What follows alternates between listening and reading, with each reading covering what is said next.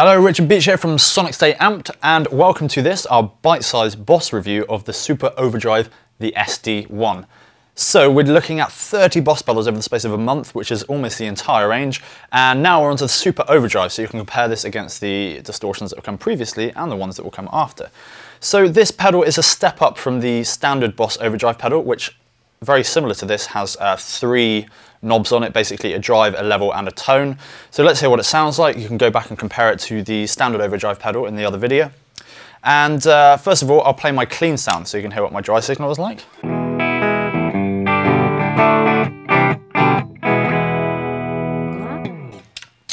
And now we'll play sort of a light crunchy sound as we did with the overdrive pedal, and we'll play it on the bridge pickup.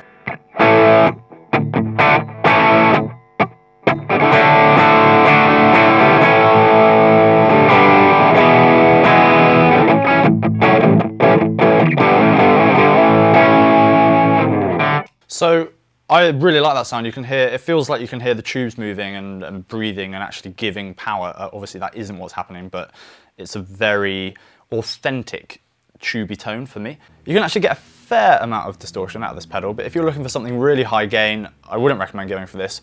If you're looking for something that's a little bit more sort of amped up than the overdrive pedal, the OD1, then it's a great pedal to go for.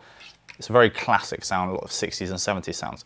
So this is what happens if you turn the drive up to just over noon, and we've got the level just a bit higher than it was before and a bit more on the tone.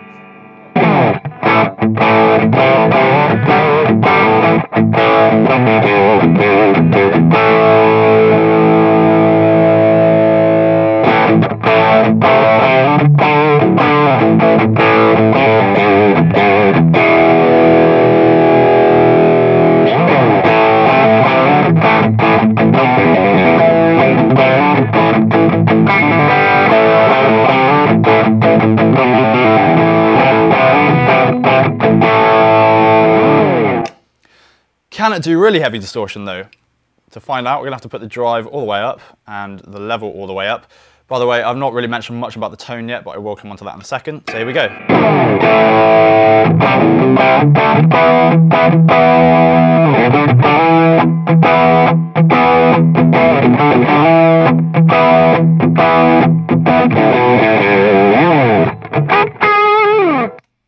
The answer to that question is no, it can't do really high gain distortion, but it does sort of a nice classic high gain distortion.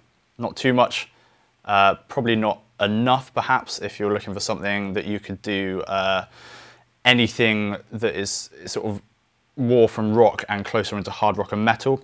But if you're just looking for a rock and blues pedal, then this is a good purchase. And especially compared to the OD1, for example, or the DS1 or something like that, is a good purchase because it gives you a bit more flexibility. So in terms of smooth blues sounds, if we give a bit more on the tone, take a bit of the drive off, and I'll play on my rhythm pickup now.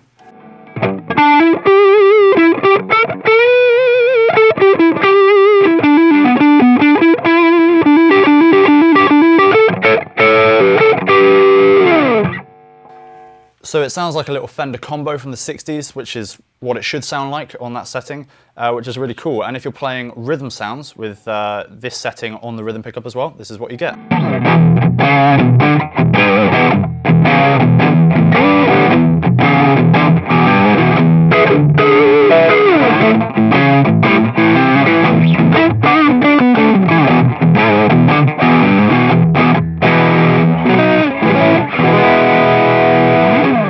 So good flexible pedal, not too many nasties in the EQ, fair amount of flexibility. You can't really get that much distortion out of it.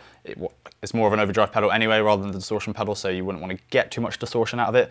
So if you are looking for a decent blues or rock pedal, perhaps to put in front of a slightly distorted amp just to give you a little bit of a boost, especially in solos, then this is a good purchase, and I would recommend it over the standard overdrive just to get a little bit more flexibility and more of an accurate tube sound, in my opinion. So there you go, hope that's helpful, and thanks for watching.